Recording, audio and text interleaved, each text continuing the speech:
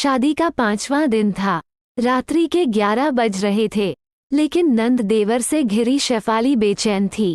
बार बार उसकी नज़र अपने कमरे की ओर जा रही थी, जहां पति बेचारे अकेले बिस्तर पर करवट बदल रहे थे। टेबल पर रखे टेप रिकॉर्डर में उस समय का फेमस सॉन्ग दिल के अरमां बज रहा था। सलमा आगा की दिलकश आवाज। शेफाली चाह रही थी कैसे इन शरारती देवर नंद से पिंड छूटे तो वो अपने पति के पास जा सके, लेकिन दूर दूर से आए रिश्तेदारी के नंद देवर सबको दूसरे दिन निकलना था। तभी बड़ी नंद आई। सभी छोटे देवर नंद को झिड़कते हुए बोली, रात के 1 बजने को आए, तुम लोग भी सोने जाओ और दुल्हन को भी जाने दो। बड़ी नंद की बातें सुन बड़ी मुश्किल से जमी महफिल को छोड़ सभी सोने चले गए। शेफाली के दिल को जैसे बहुत बड़ी राहत मिली। धड़कते दिल के साथ शर्म की चादर में लिपटी शेफाली अपने कमरे में प्रवेश की। पायल की रुंझुन और चूड़ी की खनखन से सुधीर का आंख खुला। टेप रिकॉर्डर बंद कर सुधीर बोला, ये भाई बहन भी ना बड़े शैतान होते हैं।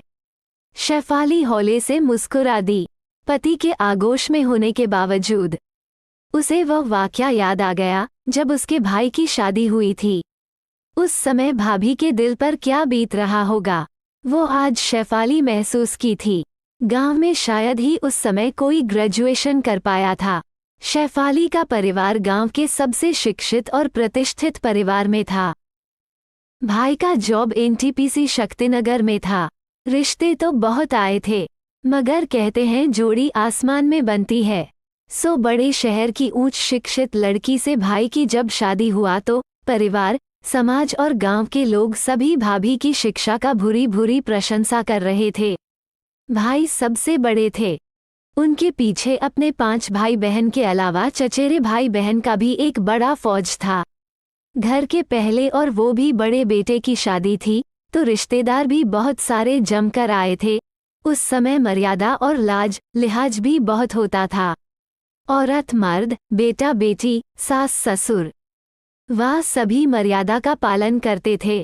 टीनेजर्स शेफाली और उसके कुछ कजन अभी कॉलेज के फर्स्ट ईयर में दाखिला लिए थे। घर में पहली शादी हुई थी, वो भी बड़े भाई की। प्यारी सी नई भाभी का घर में आते ही सभी भाई बहन को जैसे एक खूबसूरत तोहफा मिल गया था। भाभी के रूप में भाभी से गप लड़ाते हुए बहुत सी अच्छी बातें जहां जानने को मिल रही थीं, वहीं हंसी मजाक भी चल रहा था। माहौल बहुत खुशनुमा था, खुशियों से भरा। उस समय गांव में बिजली की आपूर्ति ढंग से नहीं होती थी। सभी मिलकर भाभी को घेर कर मस्ती भरी बातों में डूबे थे। भाई 2-4 बार आंगन में चक्कर काटकर वापस लौट गए थे, फिर बाध्य होकर अपने कमरे में चले गए थे। अंत में भाभी ने ही कहा था, भैया का शायद सिर दुख रहा है, इजाजत हो तो बाम लगा आऊं। भाभी के इस बहाने को शेफाली और उसकी कजिन समझ नहीं सके थे।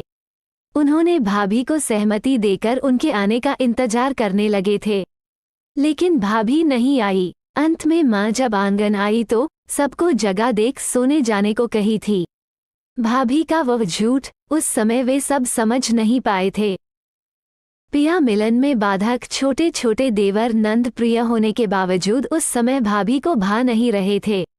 ऐसा होता है, लेकिन छोटे देवर नंद को भाभी के दिल के बेचैनी की समझ नहीं थी। आज अपने दिल की बेकरारी को देख शेफाली को अपनी भाभी के उस झूठ का एहसास हुआ। भाभी का झूठ सचमुच बहुत प्यारा था। देवर नंद से भरा ससुराल सबको प्यारा लगता है, मगर पति के लिए इंतजार करना जितना बेचैनी भरा होता है, शायद उससे भी ज्यादा बेचैनी भरा नई नवेली दुल्हन के लिए इंतजार का वो पल होता है। सुख की अनुभूति के साथ शेफाली शर्म से अपने मेहंदी सजे हाथ से अपने चेहरे को ढक पति के आगोश में समा गई। दोस्तों, अगर यह कहानी आपको अच्छी लगी हो तो वीडियो को लाइक और चैनल को ज़रूर सब्सक्राइब करें। धन्यवाद दोस्तों।